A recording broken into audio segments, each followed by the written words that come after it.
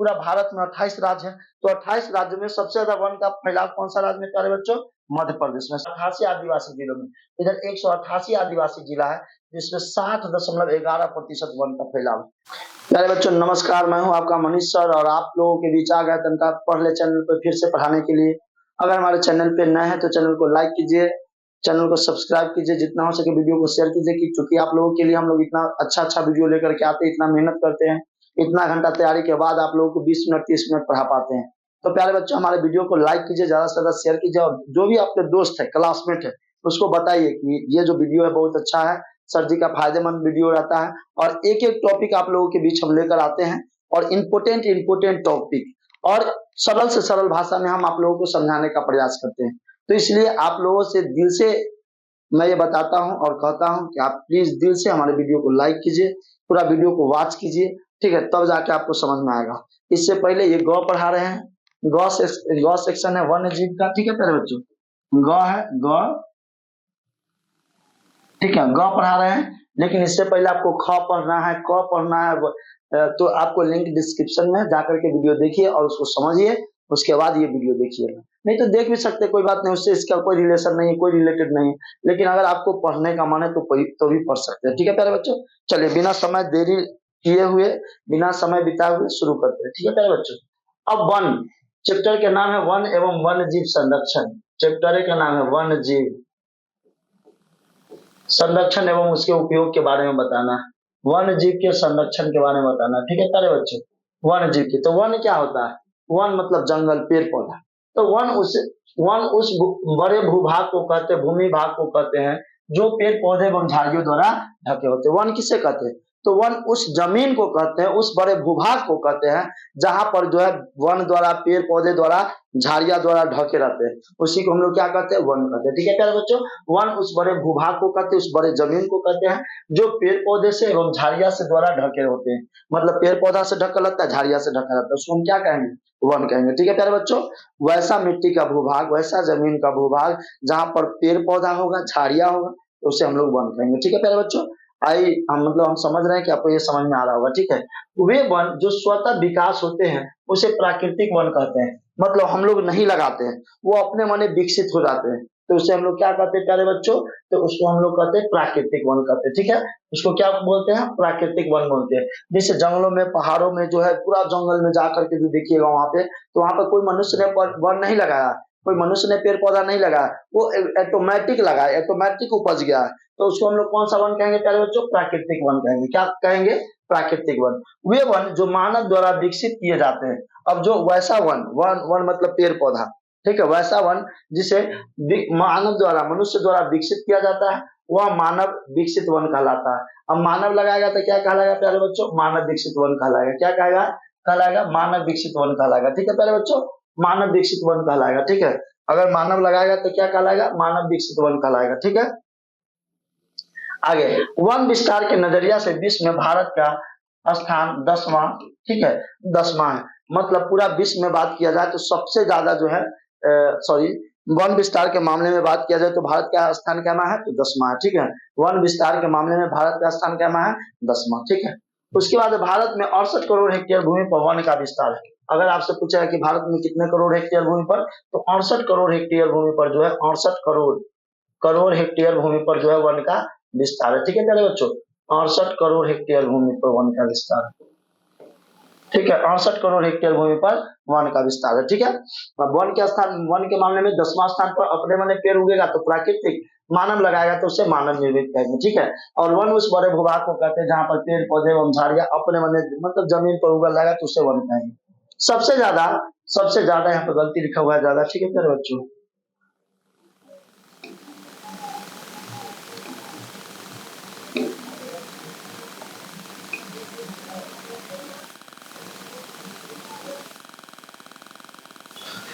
ठीक है, सबसे ज्यादा समझिएगा इसको, ठीक है। सबसे ज्यादा वन विस्तार रूस में है। सबसे ज्यादा वन का विस्तार कौन सा देश में है? तो रूस में है। अपन भारत का स्थान क्या है प्यारे बच्चों? तो 10वां स्थान है। और सबसे ज्यादा वन विस्तार कहाँ पे है? रूस में है, ठीक है। रूस में, जहाँ 809 करोड़ हेक्टेयर भूमि पर वन का फैलाव है, वहां पर जो है मतलब कि रूस में जो है कितना करोड़ हेक्टेयर भूमि पर वन का फैलाव है? तो 809 करोड़ हेक्टेयर भूमि पर। भारत में 68 करोड़ हेक्टेयर भूमि पर, ठीक है प्यारे बच्चों, भारत में 68 करोड़ हेक्टेयर भूमि पर। लेकिन वही रूस की बात की जाए तो 809 करोड़ हेक्टेयर भूमि पर जो है वन का फैलाव है, ठीक है। तो नंबर 1 पर पूछेगा कि कौन सा देश है जहां पर सबसे ज्यादा वन का फैलाव है, मतलब वन फैला हुआ है, मतलब ज्यादा एरिया में वन है, तो रूस कहना पड़ेगा कितना 100 करोड़ भूमि पर, तो 809 करोड़ हेक्टेयर भूमि पर वन का फैलाव है, ठीक है प्यारे बच्चों। वही भारत की बात की जाए तो 68 करोड़ हेक्टेयर भूमि पर वन का फैलाव है, ठीक है। चलिए आगे चलते हैं, आगे चलते हैं प्यारे बच्चों। चलिए इसको भी समझना जरूरी है, बहुत से लोगों को ये बात समझ में नहीं आती है, इसलिए आप लोगों के बीच लेकर आए। एकदम इम्पोर्टेंट जो बेसिक चीज होता है, जो आप लोगों को नहीं समझ में आएगा, वो चीज आप लोगों के बीच लेकर आए, ठीक है प्यारे बच्चों।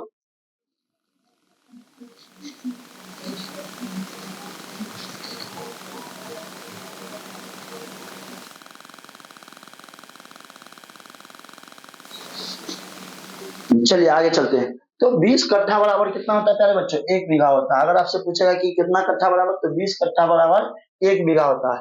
1 एकड़ आपसे पूछेगा तो 32.2 कट्ठा। अगर आपसे पूछेगा 1 एकड़, तो एकड़ और बीघा बराबर नहीं होता है, बीघा से ज्यादा होता है एकड़, मोटा मोटी 1.5 गुना ज्यादा होता है, 1.6 गुना ज्यादा होता है। तो 1 एकड़ में पूछेगा तो 32.2 कट्ठा होता है 1 एकड़ में, ठीक है प्यारे बच्चों। अब 1 हेक्टेयर में कितना होता है, तो 1 हेक्टेयर में 247 एकड़ होता है प्यारे बच्चों। 1 हेक्टेयर में कितना होता है, 247 एकड़ होता है, ठीक है, 247 एकड़। 1 एकड़ में कितना, 32 कट्ठा। अब अगर मान लीजिए कहेगा कि कट्ठा में इसको निकालिए, तो 247, 1 हेक्टेयर में कितना, तो 247 एकड़ है। 1 एकड़ में कितना कट्ठा होता है, तो 32 कट्ठा, तो इसको 32 से गुना कर देंगे, उतना कट्ठा में निकल जाएगा, ठीक है प्यारे बच्चों। अब 1 हेक्टेयर में अगर कट्ठा की बात किया जाए तो 4700 कट्ठा होता है, देखिए सॉरी 24,700 कट्ठा। 1 हेक्टेयर में अगर एकड़ की बात की जाए तो 247, 1 हेक्टेयर में कट्ठा की बात की जाए तो 24,700 कट्ठा होता है, ठीक है। ये बहुत इंपॉर्टेंट चीज है, आप लोग नोट कर लीजिए। चलिए, बहुत से लोगों को वो सब बात समझ में नहीं आता। अब देखिए चैप्टर का नाम है अब आया है, चलिए कोई बात नहीं। वन एवं वन्य प्राणी संसाधन, मतलब वन मतलब पेड़ पौधा, और वन वन एवं वन्य प्राणी, वन्य प्राणी कहने का मतलब जंगल में रहने वाला प्राणी, और संसाधन, संसाधन समझते हुए सारी वस्तुएं जिसका हम लोग प्रयोग करते हैं, ठीक है, यही है गौ। हमने क पढ़ चुका है, ठीक है प्यारे बच्चों, ख भी पढ़ चुके हैं। अभी क्या पढ़ रहे हैं, गौ। क्या पढ़ रहे हैं प्यारे बच्चों, गौ पढ़ रहे हैं, ठीक है, ग पढ़ रहे हैं। भारत भारत में 200 ईस्वी में होगा, भारत में 200 ईस्वी में कितने प्रतिशत भौगोलिक क्षेत्र में वन का विस्तार था, 2000 ईस्वी में, सॉरी, भारत में 2000 ईस्वी में कितने प्रतिशत क्षेत्र में वन का फैलाव था, तो 19.27% भूमि पर, ठीक है प्यारे बच्चों। जितना भारत का भूमि है उस पर मोटा मोटी 20% पर, 19.27% भूमि पर वन का फैलाव था। कब, 2000 ईस्वी में प्यारे बच्चों, कब, 2000 ईस्वी में, अभी से 25 साल पहले, ठीक है। ये ऑब्जेक्टिव क्वेश्चन है प्यारे बच्चों, बहुत इंपोर्टेंट क्वेश्चन है, ये सब परीक्षा के दृष्टिकोण से बहुत महत्वपूर्ण है, ये सब परीक्षा में पूछता ही पूछता है, ठीक है। चलिए अगला है, वन स्थिति रिपोर्ट के अनुसार भारत में वन का विस्तार है तो 20.60% भौगोलिक क्षेत्र में। अभी जो है वन स्थिति रिपोर्ट के अनुसार जो है भारत में वन का विस्तार कितना प्रतिशत भौगोलिक क्षेत्र है, तो 20.60% क्षेत्र पर जो है वन का फैलाव है, ठीक है प्यारे बच्चों, 20.60% भूमि पर। बिहार में कितने प्रतिशत भौगोलिक क्षेत्र में वन का फैलाव है, तो बिहार में अगर पूछेगा तो बिहार में भी कितना प्रतिशत है प्यारे बच्चों, 20% क्षेत्र में वन का फैलाव है। चलिए आगे चलते हैं, ठीक है प्यारे बच्चों, आगे चलते हैं।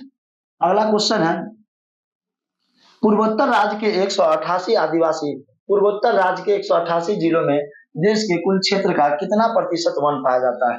जैसे पूर्वोत्तर राज्य समझते हैं अपन, भारत हो गया ये,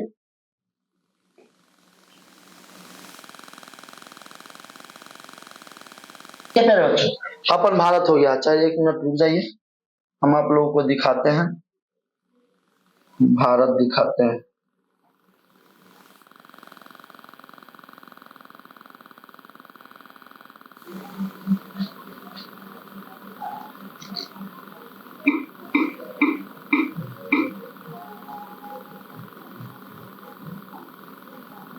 चलिए प्यारे बच्चों, भारत के पूर्वोत्तर राज्य से आपको अवगत कराते हैं।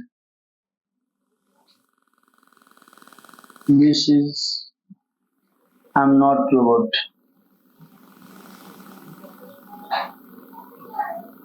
नहीं दिखाएगा क्या,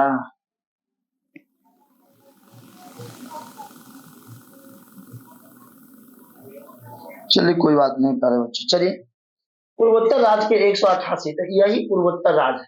पूर्वोत्तर मतलब पूरब और उत्तर, पूर्वोत्तर मतलब पूरब और उत्तर, पूरब और उत्तर। मान लीजिए आपको पश्चिम उत्तर, तो पश्चिम और उत्तर, पश्चिम उत्तर कहने का मतलब हो जाएगा पश्चिम और उत्तर। ठीक है प्यारे बच्चों। दक्षिण पूर्वी, दक्षिण पूर्वी कहेगा, दक्षिण पूर्वी कहेगा, दक्षिण पूर्वी कहेगा, तो आप क्या समझिएगा, दक्षिण और पूरब। ठीक है प्यारे बच्चों, दक्षिण, दक्षिण पूर्वी कहेगा तो दक्षिण और पूरब हो जाएगा। ठीक है, ठीक है। तो यही भारत के पूर्वोत्तर राज्य जो है, उसमें देश के कुल क्षेत्रफल का कितना प्रतिशत वन है, 188 आदिवासी जिलों में। इधर 188 आदिवासी जिला है, जिसमें 60.11% वन का फैलाव है। मतलब आधा से अधिक भाग पर क्या है, वन है। क्योंकि पूर्वोत्तर राज्य सब पहाड़ी इलाका है, तो वहां पर अधिकतम मात्रा में वन पाया जाता है। किस राज्य में वन का सबसे अधिक विस्तार है, पूरा भारत में 28 राज्य है, तो 28 राज्यों में सबसे ज्यादा वन का फैलाव कौन सा राज्य में प्यारे बच्चों, मध्य प्रदेश में। सबसे ज्यादा वन का फैलाव किस राज्य में है, तो मध्य प्रदेश में। ठीक है, ठीक है प्यारे बच्चों, सबसे अधिक वन का फैलाव किस राज्य में है, मध्य प्रदेश में।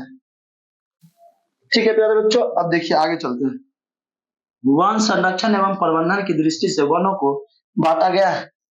वन के संरक्षण एवं प्रबंधन की दृष्टि से वन को कितने भागों में बांटा गया है। ठीक है प्यारे बच्चों, संरक्षण मतलब बचाना, और प्रबंधन मतलब देख रेख उसको करना, संरक्षण बचाने के तरीकों को प्रबंधन करना। दृष्टि से वन को कितने भागों में बांटा गया, तो 5 भागों में बांटा गया। ठीक है प्यारे बच्चों, 1951 से 1980 ईस्वी तक लगभग कितना वर्ग किलोमीटर वन क्षेत्र कृषि भूमि में परिवर्तित हुआ है।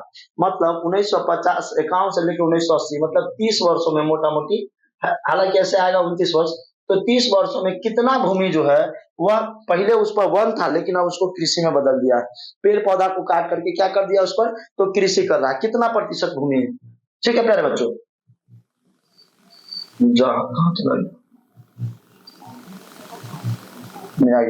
तो 26,000 जो है 26,200 किलोमीटर जो है वन क्षेत्र, वर्ग किलोमीटर जो है, जिसको मतलब क्या क्या किया गया, तो वन था पहले, लेकिन काट करके इसको क्या बना दिया गया, कृषि कर दिया गया। ठीक है प्यारे बच्चों, कृषि भूमि में इसको परिवर्तित कर दिया गया है।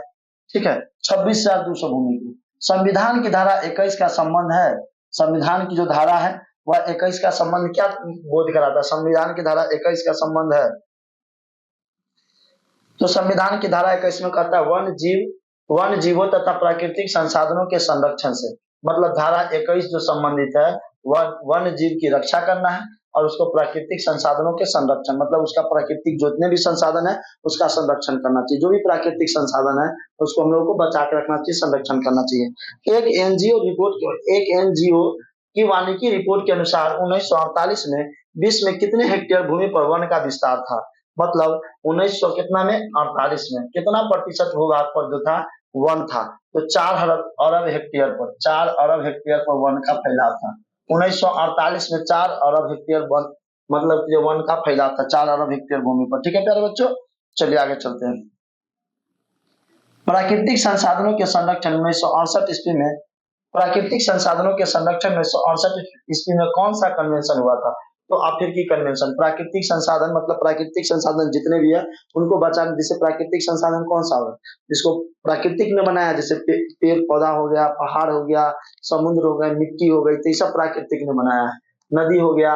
तो प्राकृतिक संसाधनों को बचाने के लिए, संरक्षण मतलब बचाने के लिए 1968 ईस्वी में कन्वेंशन हुआ था, जिसका क्या नाम है, अफ्रीकी कन्वेंशन। ठीक है प्यारे बच्चों, अफ्रीकी कन्वेंशन हुआ था। इनमें से कौन सा जीव है जो केवल भारत में ही पाया जाता है, डॉल्फिन। डॉल्फिन जो है वो केवल भारत में ही पाया जाता है। 3-4 देश देगा, उसमें से भारत में क्या पाया जाता है, डॉल्फिन पाया जाता है। ठीक है प्यारे बच्चों, अदर देश में नहीं पाया जाता है। चलिए आगे चलते हैं। अगला क्वेश्चन है, भारत का राष्ट्रीय पक्षी क्या है, तो भारत का राष्ट्रीय पक्षी मयूर या मोर है। ठीक है, भारत का राष्ट्रीय पक्षी क्या है, मयूर या मोर है। भारत का राष्ट्रीय फल क्या है, आम है। भारत का राष्ट्रीय मिठाई क्या है, तो प्यारे बच्चों जिलेबी है। मैंग्रोव्स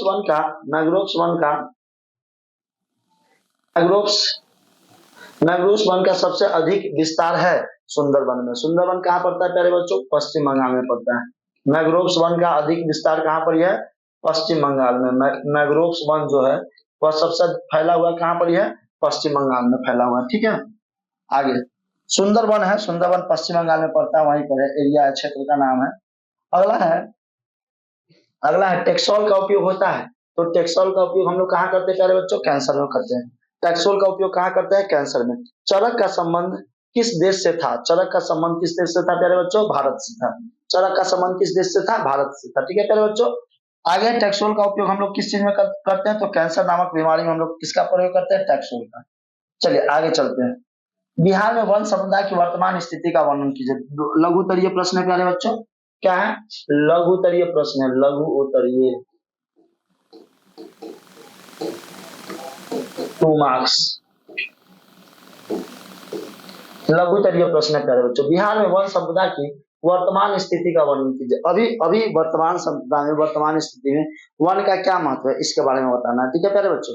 तो झारखंड के बिहार से अलग हो जाने के बाद यहाँ की वन संपदा काफी दयनीय स्थिति में आ गई है। मतलब जिस समय यानी 15 नवंबर 2000 में बिहार से झारखंड अलग हुआ था। ठीक है प्यारे बच्चों। ये भी क्वेश्चन पूछा जाएगा कि झारखंड से बिहार कब अलग हुआ था? तो 15 नवंबर 2000 को हुआ था। बिहार बिहार का जो हिस्सा था, पश्चिम बंगाल बिहार का हिस्सा, जो आधुनिक अभी कलकत्ता देख रहे हैं, वह बिहार का हिस्सा था। मध्य प्रदेश बिहार का हिस्सा था, सॉरी उड़ीसा, उड़ीसा, पश्चिम बंगाल, उड़ीसा और झारखंड, ये सब बिहार का हिस्सा था। लेकिन 1911 या 12 ईस्वी में, 1912 ईस्वी में बिहार से पश्चिम बंगाल अलग हुआ। 1936 ईस्वी में उड़ीसा अलग हुआ। 15 नवंबर 2000 को जो है बिहार से झारखंड अलग हुआ। लेकिन झारखंड के बिहार से अलग हो जाने पर, जैसे ही झारखंड को बिहार से अलग कर दिया गया, तो यहाँ की वन संपदा काफी दयनीय स्थिति में आ गई। यहाँ पर वन न के बराबर बचा, काफी कम मात्रा में वन बचा। केवल 6764.14 हेक्टेयर पर अब वन बच गया है। उस समय जब बिहार से झारखंड अलग हुआ था, तो उसके बाद जो वन का जो स्थिति था, वह 6764 हेक्टेयर भूमि पर वन का फैलाव बच गया था, जो बिहार के भौगोलिक क्षेत्रफल का सिर्फ 7.1% है। मतलब पूरा बिहार में, ये पूरा बिहार मान लीजिए 100 कट्ठा है, तो 100 कट्ठा में 7 कट्ठा पर वन है, बाकी 93 कट्ठा पर या तो खेती होता है, या फिर घर है, या फिर औद्योगिक है, या फिर सड़क है, औद्योगिक फैक्ट्री है। ठीक है, तो 7% हिस्सा पर जो है वन का फैलाव है, जितना उसका क्षेत्रफल है। बिहार के 38 जिलों में से 17 जिलों में वन प्रदेश समाप्त हो गया है। बिहार में कितने जिले हैं प्यारे बच्चों? 38 जिले हैं। तो 17 जिलों में वन जो है ही नहीं। 17 जिलों में वन जो है पूरी तरह समाप्त हो गया है। पश्चिम चंपारण, मुंगेर, बक्सर, जमुई, नवादा, गया, रोहतास, कैमूर और औरंगाबाद में वनों की स्थिति अच्छी है। ये सब देखिएगा ना, तो थोड़ा सा पहाड़ी इलाका है प्यारे बच्चों। ठीक है, पश्चिमी चंपारण पहाड़ी इलाका है, मुंगेर पहाड़ी इलाका है, बक्सर भी शायद पहाड़ी, बक्सर हम तो गए नहीं है, नहीं बता सकते हैं। जमुई भी नहीं गए, नवादा, गया, ये सब पहाड़ी इलाका है। रोहतास भी पहाड़ी इलाका है प्यारे बच्चों। कैमूर में भी पहाड़ है, औरंगाबाद में भी शायद पहाड़ है। इस सब में जो है पहाड़ी इलाका है, तो वहां पर वनों की स्थिति अच्छी है। शेष जिलों में वन के नाम पर कुछ नहीं बचा हुआ है। अब जो है शेष जो जिला बच गया, इस सब जिला को छोड़कर वहां पर वन के नाम पर अब कुछ नहीं बचा है। ठीक है प्यारे बच्चों, यही आपका वन में, सॉरी, बिहार में वन की स्थिति। ठीक है, अगला, कैंसर रोग का उपचार में वन का क्या योगदान है? कैंसर रोग किसी भी व्यक्ति को होता है, तो उसमें वन मतलब पेड़, वन मतलब पेड़, तो पेड़ का क्या योगदान है? तो हिमालय यब जो चीर के प्रकार का एक सदाबहार वृक्ष है। हिमालय में यब एक प्रकार का पौधा है, जो चीर के प्रकार का एक सदाबहार वृक्ष है, चीर की तरह दिखता है। ठीक है, यब नामक जो पौधा है वह चीर की तरह दिखता है, और यह सदाबहार वृक्ष है। ठीक है, और उसकी पत्ती, टहनी, पत्ती समझते, पत्ता, टहनी समझते हैं, उसका डाल और छाल समझते हैं, जो उसके ऊपर जैसे हम लोग का ये त्वचा, छाले है, स्किन है, त्वचा है, उसी प्रकार छाल और जड़ से टैक्सोल, जड़ मतलब जड़ी से, ठीक है, टैक्सोल नामक रसायन प्राप्त होता है। मान लीजिए ये पेड़ हो गया, ये पत्ता पेड़ का हमको समझ में नहीं, चलिए आप लोग पेड़ नहीं देखे तो बेहोश हो गया, नामक रसायन प्राप्त होता है। ठीक है, हिमालय में यब जो चीर के प्रकार का एक सदाबहार वृक्ष है, उसकी पत्ती, टहनी, छाल, जड़, टैक्सोल नामक रसायन प्राप्त होता है। और इस टैक्सोल रसायन का प्रयोग हम लोग कैंसर रोग में होता है। और इसका प्रयोग जो है, मतलब ये जो टैक्सोल निकलता है जड़ से, पत्ती से, छाल से, उसका प्रयोग हम लोग कहाँ करते हैं? तो कैंसर रोग में होता है। अतः कैंसर रोग के उपचार में वन का महत्वपूर्ण योगदान है। मतलब कैंसर रोग का अगर इलाज, बीमारी है किसी को, अगर उसका उपचार करना है, सही करना है, तो ये जो है वन का महत्वपूर्ण योगदान है। ठीक है प्यारे बच्चों, चलिए आगे चलते हैं, आगे चलते हैं। वन के मुख्य कारणों की विवेचना, कारणों को लिखिए। वन विनाश के मुख्य कारणों को, सॉरी, वन विनाश के मुख्य कारण क्या क्या है? वन जो है दिन पर दिन विलुप्त होते जा रहा है, क्या कारण है? तो मानव जाति द्वारा वन संपदा की लगातार कटाई, पालतू पशु द्वारा अनियमित चारण, मतलब मानव जाति जो है द्वारा वन संपदा की लगातार कटाई हो रही है। वन विनाश क्यों हो रहा है, क्वेश्चन समझिए पहले। अगर आप क्वेश्चन समझ जाते हैं तो समझिए, अगर क्वेश्चन आपको अच्छा तरह से समझ में आ गया तो 70%, 60 से 70% आंसर आप यूं ही अपना से लिख सकते हैं, इसलिए उसको समझिए। तो वन विनाश, वन मतलब पेड़ पौधा, अब विनाश मतलब खत्म होना के मुख्य कारणों को लिखिए, मतलब उसका मेन कारण क्या है जो वन खत्म होते जा रहा है, क्या मेन कारण है। जैसे मेन कहने का मतलब समझते हैं, मुख्य कहने का मतलब समझते हैं। आप मान लीजिए जैसे भारत के मुख्य नेता के नाम बताइए, कुछ प्रमुख नेता के नाम बताइए, 4-5 के भारत के, तो आप क्या कहिए, योगी आदित्यनाथ, नरेंद्र मोदी, पंडित जवाहरलाल नेहरू, बीते हुए में पंडित जवाहरलाल नेहरू, डॉक्टर राजेंद्र प्रसाद, तो ये सब प्रमुख नेता हुए, ठीक है प्यारे बच्चों, डॉक्टर मनमोहन सिंह, ठीक है, ये प्रमुख नेता हुए जिसको पूरा भारत जानता है। लेकिन अगर क्षेत्रीय नेता की बात करते हैं, नेता बहुत है, नेता तेजस्वी यादव भी हो गया, उस समय अपने जमाने के लालू यादव भी बहुत फेमस थे, ठीक है, तो तेजस्वी यादव, नीतीश कुमार, प्रशांत किशोर, तो ये सब जो है लोकल लेवल के नेता हुए, ठीक है प्यारे बच्चे, ये प्रमुख रूप से नहीं। तो मुख्य कारण क्या है, तो मानव जाति द्वारा वन संपदा की लगातार कटाई, पालतू पशु द्वारा अनियमित चारण, मतलब मानव जाति जो है लगातार वन संपदा की लगातार कटाई कर रहा है, लगातार वन को काट रहा है, और पालतू पशु द्वारा अनियमित चारण, जो अपने पशु को पालता है उससे क्या करता है, उसको चरा देता है, वन को चरा देता है, जिससे वह खराब हो जाता है। एवं विभिन्न तरीकों से सेवन संपदा का दहन है, और विभिन्न तरीकों से उसका सेवन करता है, उसका दोहन करता है। दोहन वन विनाश के, दहन सॉरी, ठीक है, दहन मतलब जलाना, दहन वन विनाश के मुख्य कारण है। दहन मतलब जलाना जो है वन विनाश के मुख्य कारण, उसको क्या करते हैं, वन को जलाते नहीं है, काट के जलावन के लिए वन का प्रयोग करते हैं। प्रशासनिक एवं व्यापारिक रूप से भी रेल मार्ग व सड़क के विकास में भी वन संपदा को क्षति पहुंचा है। मतलब प्रशासनिक रूप से, मतलब सरकारी रूप से एवं व्यापारिक रूप से रेल मार्ग, जैसे रेल मार्ग बन रहा है तो उसमें गाछी पड़ गया, चाहे कोई वन पड़ गया तो उसको काट दिया जाता है। सड़क पर है, सड़क पर कोई वन पड़ गया तो उसको भी काट दिया जाता है, तो इससे भी वन संपदा की काफी क्षति पहुंची है, ठीक है। इसके अलावा तेजी से जारी खनन कार्य एवं कृषिगत भूमि का भी विकास ने वनों को विनाश किया है। अब क्या होता है कि तेजी से कृषि का विकास हो रहा है, जैसे जो जो एरिया में गाछी रहता था 10 कट्ठा, 12 कट्ठा, 15 कट्ठा, एक बीघा में, उसको काट करके आज कृषि भूमि योग्य बना दिया गया। क्यों? क्योंकि मनुष्य को खाने के लिए नहीं, अब वो चाहता है कि हम फल खरीद लेंगे, हमको फल से कोई मतलब नहीं, उसको बेच देता है। अगर उसको आर्थिक स्थिति की कमी हो जाती है, पैसा कौड़ी की कमी हो जाती है, तो उसको पेड़ पौधों को बेच करके अपना भरपाई कर लेता है, लेकिन वन को कटवा देता है, ठीक है प्यारे बच्चों।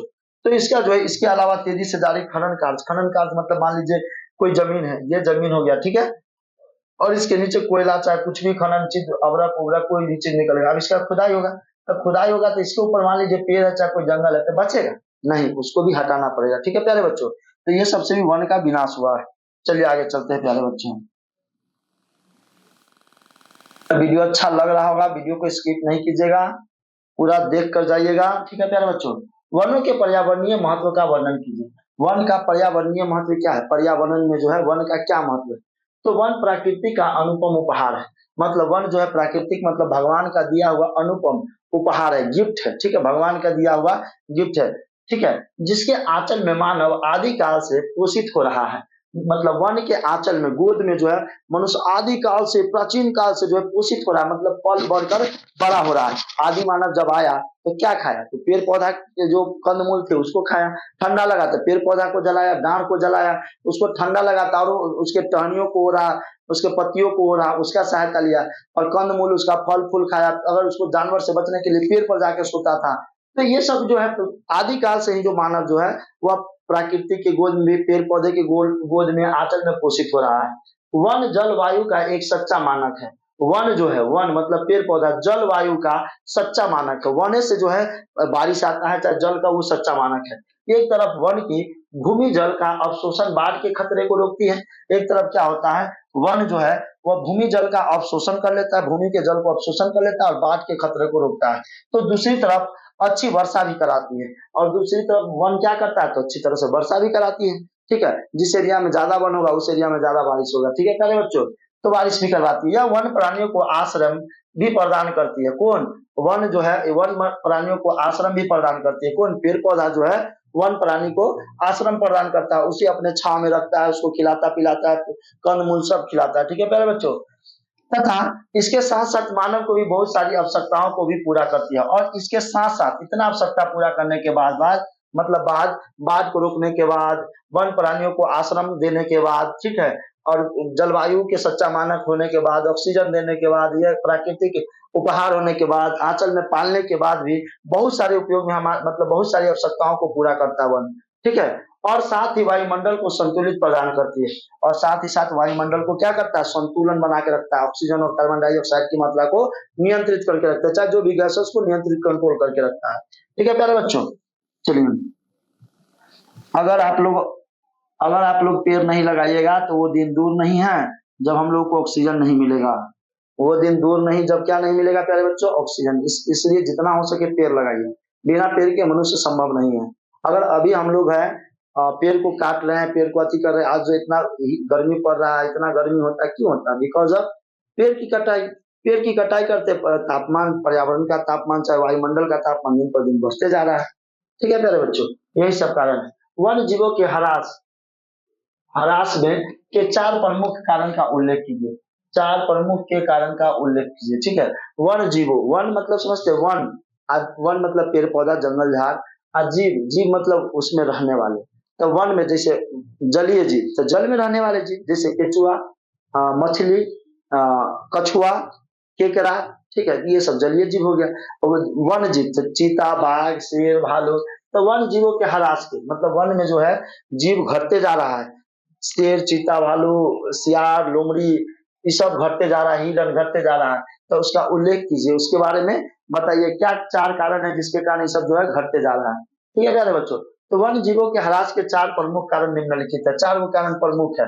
पहला, वन प्रदेश के कटने के कारण लगातार वन जीवों का आवास छोटा होता जा रहा है, मतलब वन प्रदेश को काट काट के वन प्रदेश को काटा जा रहा है, जिसके कारण उसका जो रहने वाला घर है, वो जो रहता था जिस घर में, वह दिन पर दिन छोटा होता जा रहा है, ठीक है प्यारे बच्चों।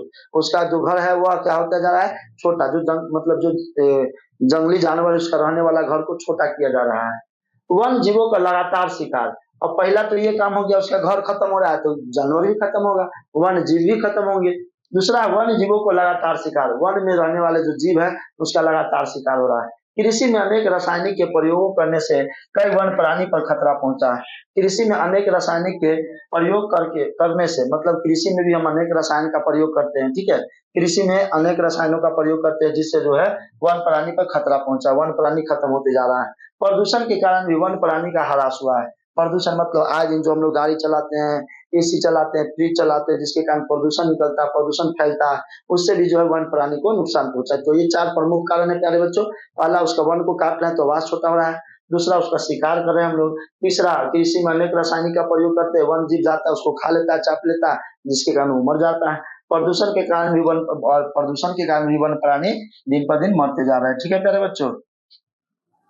अगला है 6वां नंबर क्वेश्चन है, 10 लुप्त होने वाले पशु पक्षियों के नाम लिखिए। पशु और पक्षियों के नाम लिखना, 10 को लुप्त होने वाला। तो 10 लुप्त होने वाले पशु पक्षियों के नाम है गिद्ध, गिर सिंह, धूसर बगुला, पर्वतीय बटेर, हरा सागर कछुआ, लाल पांडा, भारतीय कुरंग, सारंग, श्वेत सारस और कृष्णा सर। ये सब जो है, ये 10 जो पशु पक्षी है, ये दिन पर दिन क्या होते जा रहे हैं प्यारे बच्चों, विलुप्त होते जा रहे हैं। विलुप्त मतलब भारत में देखने को नहीं मिलता है, खत्म होते जा रहा है, ठीक है प्यारे बच्चों। इसको भारत सरकार को इस पर विशेष प्रबंध करना चाहिए, और जितना हो सके इसको संरक्षण करना चाहिए, बचाना चाहिए, और कानून निकालना चाहिए, ठीक है, तब जाके हमारा जो प्राकृतिक है, धरोहर है, वह बचा रहेगा, ठीक है।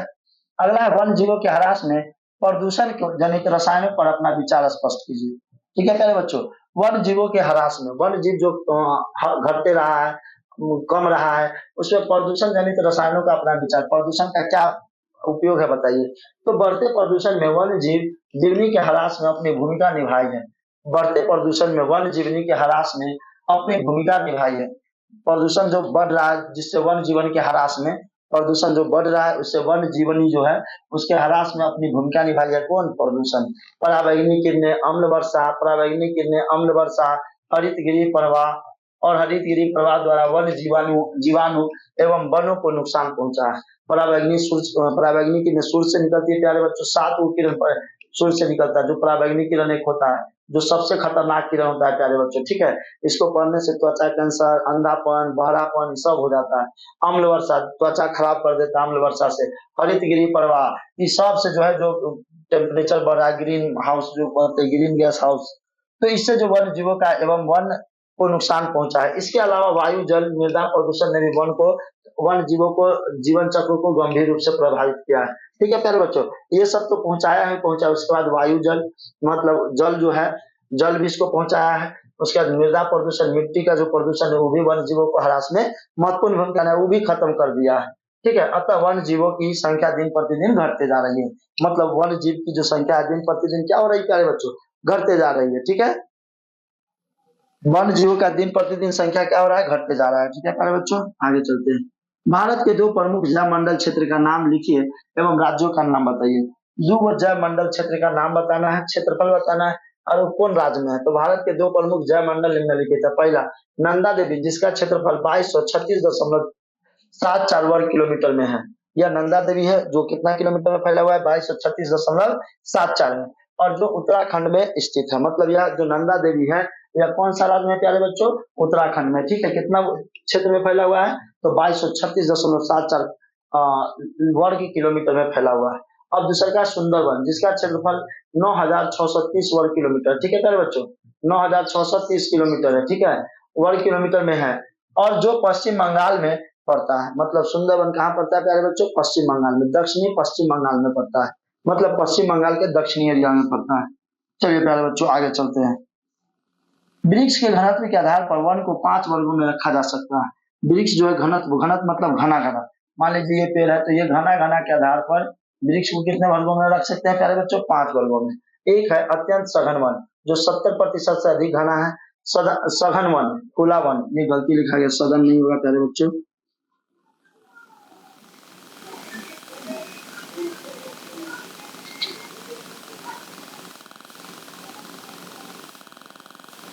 सघन वन होगा प्यारे बच्चों।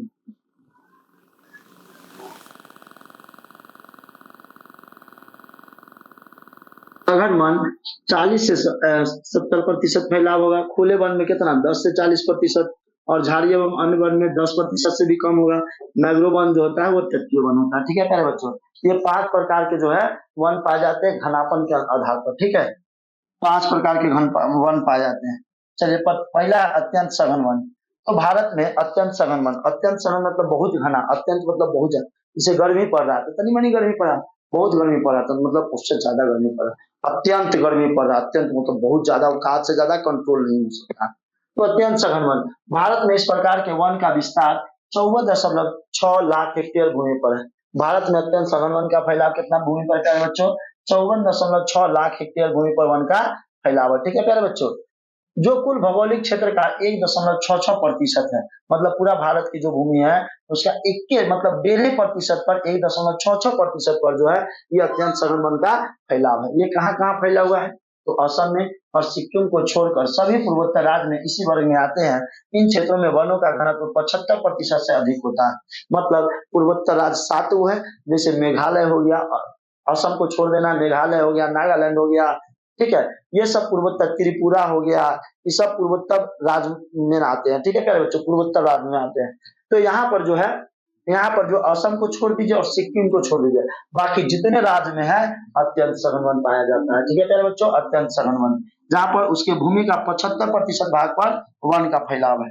ठीक है, 75% में जो है वन का फैलाव है। ठीक है प्यारे बच्चों, आगे चलते हैं। सघन वन 40 से 70% वन का फैलाव है। इसके अंतर्गत 73.7 लाख हेक्टेयर भूमि पर आती है। हिमाचल प्रदेश, सिक्किम, मध्य प्रदेश, जम्मू कश्मीर, महाराष्ट्र एवं उत्तराखंड के पहाड़ी क्षेत्रों में इस प्रकार का वन का फैलाव है। यह वनों का घनत्व 62.99% यानी 63% है। ठीक है प्यारे बच्चों, कितना प्रतिशत है, 63। सघन वन मतलब वो ज्यादा घना बनता है, एक तरह का कम घना वन। यहाँ पर 73.7 लाख भूमि पर यह फैला हुआ है। कौन कौन से राज्य में, तो हिमाचल प्रदेश, सिक्किम, मध्य प्रदेश, जम्मू कश्मीर, महाराष्ट्र में, उत्तराखंड के पहाड़ी क्षेत्रों में इस प्रकार का वन का फैलाव है। और पूरा भूमि का, उस एरिया का भूमि का 62% भूमि पर जो है इस वन का फैलाव है। दूसरा का है खुले वन, तो 2.59 करोड़ हेक्टेयर भूमि पर वनों का फैलाव है। मतलब उससे मतलब ज्यादा, बहुत ज्यादा ये फैलाव है। और सघन और अत्यंत सघन से बहुत कम होगा। कर्नाटक में इस वन का फैलाव है, तमिलनाडु में है, केरल में, आंध्र प्रदेश में, उड़ीसा के कुछ जिलों में और असम में इस प्रकार का वन विस्तार है। अधिकतर देखिएगा तो दक्षिण राज्य है प्यारे बच्चों, कर्नाटक दक्षिण में पड़ता है, दक्षिण भारत में, तमिलनाडु दक्षिण भारत में, केरल दक्षिण भारत में, आंध्र प्रदेश दक्षिण भारत में, उड़ीसा थोड़ा सा बीच में पड़ता है और उसके बाद असम के कुछ जिलों में जो है खुले वन का विस्तार है। ठीक है प्यारे बच्चों, चलिए आगे चलते हैं। अगला है झाड़िया एवं वन अन्य वन। झाड़िया जो है, झाड़िया समझते हैं, झाड़िया, झाड़िया जो मतलब झाड़ी टाइप का होता है जिसमें डार नहीं होता है। तो ये राजस्थान का मरुस्थलीय क्षेत्र है, राजस्थान का मरुस्थलीय बालुई वाला क्षेत्र है। अर्ध शुष्क मतलब पूरा जो गर्मी वाला जगह है वहां पर क्षेत्र में इस प्रकार के वन का फैलाव पाया जाता है। जो झाड़िए एवं अन्य वन जो है, या मतलब जो राजस्थान का जो मरुस्थलीय वाला भाग है वहां पर जो है इस वन का फैलाव है। यहाँ 2.459 करोड़ हेक्टेयर भूमि पर वन फैला हुआ है, जो कुल भौगोलिक क्षेत्र का 8.68 भूमि पर फैला हुआ है। यह पंजाब, हरियाणा, उत्तर प्रदेश, बिहार एवं पश्चिम बंगाल के भागों में पाया जाता है। ये सब जो है इस राज्य में उत्तर प्रदेश में पाया जाता है, बिहार में भी है, पश्चिम बंगाल में भी है। इस प्रकार के वनों का फैलाव है। ठीक है प्यारे बच्चों, चलिए आगे चलते हैं। अगला है मैंग्रोव्स वन। अगला कौन है? Mangrove one. ठीक है प्यारे बच्चों, मैंग्रोव, मैंग्रोव वन समझते हैं क्या होता है? ठीक है, विश्व के तटीय क्षेत्रों में, तटीय कहने का मतलब समुद्री, समुद्री इलाका में, ठीक है, तो विश्व के तटीय क्षेत्रों में मैंग्रोव वन का विस्तार है जो 5% भूभाग पर फैला हुआ है। पूरा भारत की भूमि है तो चाहे जमीन है उसके 5% हिस्सा पर जो है मैंग्रोव वन का फैलाव है। और ये कहाँ पर रहेगा? तो एक बगल से समुद्र का पानी रहेगा, एक बगल से जो है जमीन रहेगा, वहीं पर जो है मैंग्रोव वन लगाया जाता है ताकि जब सुनामी आए तो ये पानी को रोक सके। ठीक है प्यारे बच्चों, और इसके बाद है जो समुद्री तटीय राज्य है, आंध्र प्रदेश, जैसे देखिए समुद्री तटीय राज्य है आंध्र प्रदेश, गुजरात तक, गुजरात, कर्नाटक, महाराष्ट्र, उड़ीसा, तमिलनाडु, पश्चिम बंगाल, अंडमान निकोबार समूह, केरल आदि राज्यों में फैला हुआ है। जो भी तटीय प्रदेश है, तटीय प्रदेश कहने का मतलब वैसा राज्य जो तट से सटा हुआ है, समुद्री इलाका से सटा हुआ है, तो वैसा जो है वैसा राज्य में जो है कौन सा वन का फैलाव है? मैंग्रोव वन का। कितना प्रतिशत प्यारे बच्चों? 5% वन का फैलाव है। उम्मीद करते हैं कि हमारा ये वीडियो अच्छा लगा होगा, तो हमारे चैनल को लाइक कीजिएगा, शेयर कीजिएगा, सब्सक्राइब कीजिएगा। धन्यवाद इतना प्यार देने के लिए, और इतने समय तक जो भी लोग बने थे उनको लिए फिर से एक बार दिल से धन्यवाद। धन्यवाद।